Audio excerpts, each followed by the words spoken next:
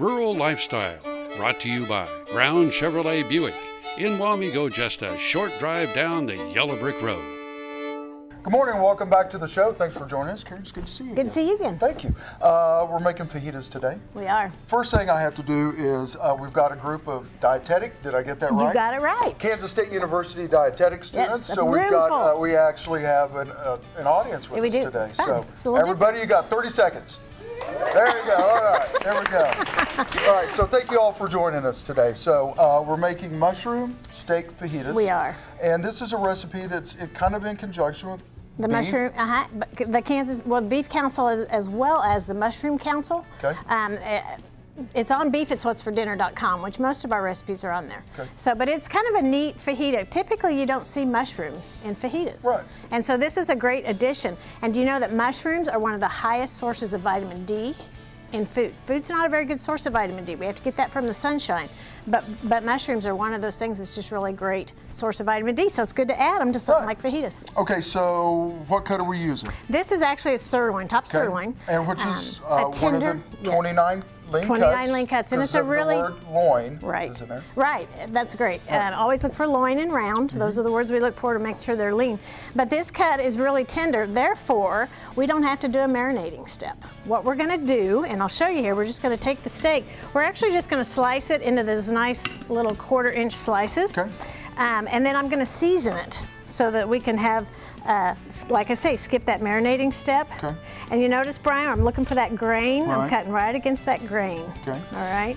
And you can use other cuts here. Yeah, what's some other cuts that we could use? I think about flank steak because it's a little less, you know, it's a very economical cut that you can use. Flank steak or flat iron would be awesome.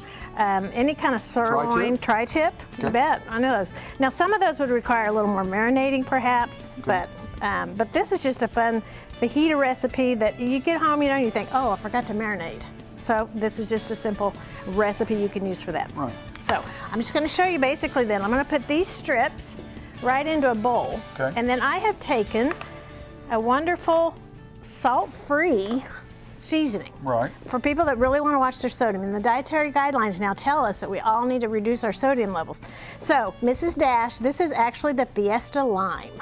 And lime goes so great with fajitas. So, well, while you're doing that, I'm going to take care of the vegetables. Okay, great, excellent. Actually, I've already measured out a tablespoon. So I'm just going to put half of this on my meat. And we're going to give, yes, we're using red and green pepper strips, which is very typical. And that's just an onion. Put that all in the bowl. And then the mushrooms, which is the next twist. Okay, we're going to yes, they all go in there. And then what we're going to do is just take the rest of that tablespoon, put it right on top there, and then I'll let you toss that. I'll toss this, and that's going to fill it up. Should you let this set for a little while? You know what? It really doesn't need to. It doesn't need to. What we're going to do, the next step is I'm going to have this over in a hot pan, and we're just going to saute these off. First, I'm going to saute the beef, and then we're going to saute those vegetables. And it just makes a really pretty dish, full of nutrition because we've got all that great red and green, high in antioxidants, good crunch, good way to get vegetables into people that aren't typical vegetable eaters. I like vegetables. You like them, all right. You know, you're a healthy eater. Well, you know, you can tell I'm a healthy eater. So we're going to take a quick break. When we come back, we'll have, through the magic of television, we'll have brown this all off. Right. We'll come back together and we'll kind of piece it together. Build it all up. All right, we'll see you in just a minute. Rural Lifestyle, brought to you by Brown Chevrolet Buick. In Wamego, just a short drive down the yellow brick road. Thanks for staying with us, Karen. Thank you for staying with us. You bet. Thank you for the students staying with us. Yeah, this is fun having an audience. Dietetic, I got that right there. They're hoping they get to eat. I know. So, yeah, now we have to share our meal today. Well, I'm not for sure about that, but that's all right. Okay, so through the magic of television, we sliced the steak in our first segment, grilled it off, tempted it. We did. Okay. And you can see it's hiding right now under a tin foil because this is our actual beauty rest. Right. And so what we did is we browned off that steak, and I used olive oil, which is our heart healthy oil, like you say. And you know, something I tell people though, if they don't maybe like quite the flavor of olive oil or something, canola oil is another monounsaturated fat that's very heart healthy. And canola actually has a little higher, what we call a smoke point, which is a point at which you can start to see it swizzle and maybe even release a little smoke.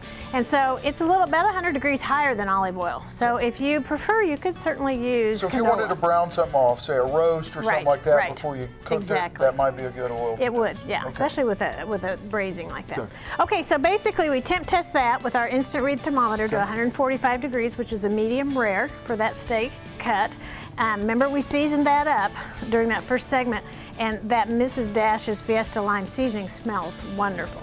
So now all we're going to do is build it. We are using today a blue corn tortilla, which is a whole grain tortilla. It's kind of new on the market, and they're really, really tasty. So we're just going to put some beef in there and get some nice fajitas going, and then look how pretty our I vegetables. know, they turned out really nice. They kind of picked up that orange flavor, orange color, if you will, from that seasoning too. And mushrooms, onions, peppers, you can't go wrong. So this is another really healthy option here. Put those on there, and then we'll make sure and get some good mushroom strips on there for that extra vitamin D. And I noticed we did these separate for the beef. Was there a reason that we did Well, that? we did the beef first because we want to make sure and get it good and done all evenly. Okay. And we temped it up, and then we take that out. And then we had that wonderful brown in the bottom of the skillet, and that's called fond, F-O-N-D, and that is actually flavor. Okay, so when your beef cooks off and you've got that extra flavor down in there, that's fond, and that then cooks into those vegetables. So you kind of get a wonderful melding of all those flavors. So, and if you like, you can add a little bit of lettuce and certainly some chopped up tomatoes, just some diced tomatoes. Roll that up and you've got a great fajita. Low fat or no fat? Absolutely, yeah. Okay. This is actually a non-fat sour cream, which, you know, when you're not cooking with it, when you're just eating it, you're not gonna notice that big a difference. So this is a non-fat sour cream, so we can just put some dollops on there, and we're not adding any calories to speak of, any fat, to that fajita. Great tailgating recipe? It would be. You know, because for tailgating, you could actually take those strips out to the tailgate and do that in a grill pan or right on your grill. Right. And then you could do the vegetables the same way. So, Just put it all in a crock pot. right. Yeah. Or you could even do them at home, put them in a crock pot or a hot holder and take them out to the tailgate.